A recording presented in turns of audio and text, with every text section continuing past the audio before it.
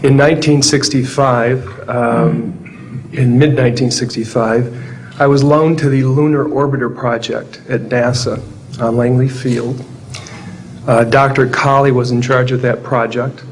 They had problems with a piece of electronic equipment that was bottlenecking their production of photographs.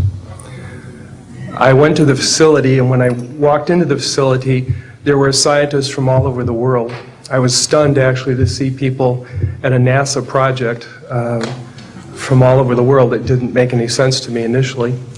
I was taken into the laboratory where the equipment was malfunctioning. I couldn't repair it in the dark. I asked to have it removed. A airman second class was in the dark room at that time. I was also an airman second class. I was interested in how the whole process functioned, how the data got from the lunar orbiter to the laboratory. I asked the young man if he'd describe the process to me. He did.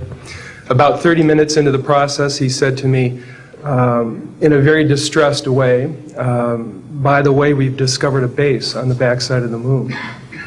And then he proceeded to put photographs down in front of me, and clearly in these photographs were structures, mushroom-shaped buildings, spherical buildings, and towers. And at that point I was very concerned because I knew we were working on compartmentalized security. He had breached security, and I was actually frightened at that moment. And I did not question him any further. And a few moments later, someone did come into the room.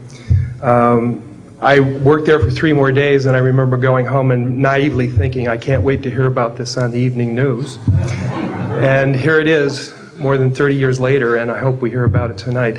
And I will testify under oath before Congress that what I'm saying is the truth.